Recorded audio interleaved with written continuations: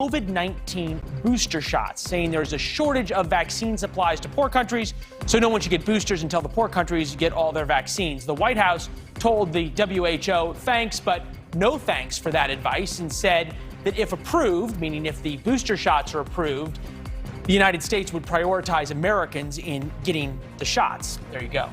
The Biden administration has extended a Trump-era policy that allows migrants, illegal immigrants, to be expelled to their home countries in order to prevent the spread of the virus in overcrowded border facilities. This is a significant change. Joining us now, Brandon Judd, president of the National Border Council. Brandon, appreciate you being here with us to break this down. As I understand it, though, the Border Patrol is so overwhelmed down there on the southern border. Can you guys expel anybody? Well, there's very few things that this administration has gotten right as far as border security goes. The one thing that they have gotten is they've kept Title 42 in place. No, we don't expel everybody like what we did under the Trump administration. If we did, we wouldn't be seeing all these numbers of people crossing the border illegally. But we do expel a good number of those people. So but you have the resources. A lot of. I just want to understand how it works when people come across the border, and obviously a lot of them are able to get across and get out into the United States, and we never know about it. But of those that are caught by Border Patrol, is everybody tested? Those who are tested then expelled, or how does it work? No, we test very few people. The only people that the Border Patrol actually tests are the people that are going to be held in custody by either HHS or ICE. If they're going to be held in custody, we will test them. Otherwise, we don't test anybody. We expel them back to Mexico, or we release them into the United States through NGOs, non-governmental organizations, who will then disperse them throughout the United States.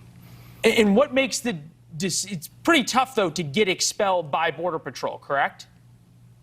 It is. I mean, the Biden administration has made so many different cutouts from Title 42. Again, going back to the Trump administration, they expelled everybody, which is why illegal immigration dropped to all-time lows.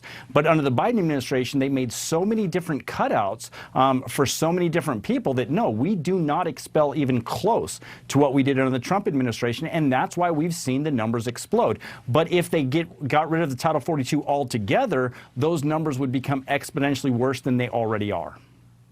Hard to imagine what that would look like, and we have a visual of what things look like now. We've been showing this drone video.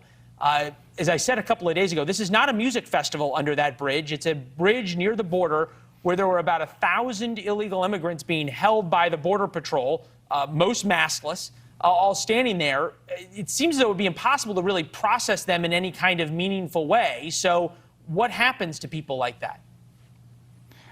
Look, I've been a Border Patrol agent for 24 years, and I've never seen anything like what we're currently experiencing.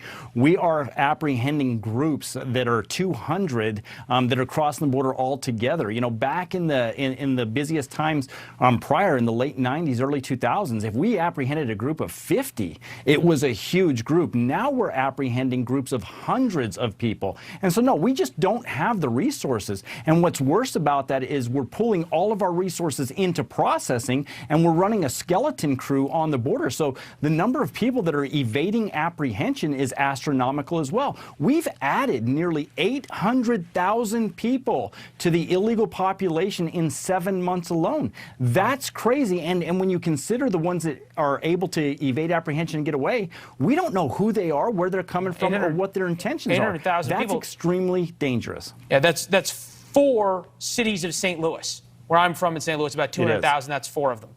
Brandon, great context. Appreciate it.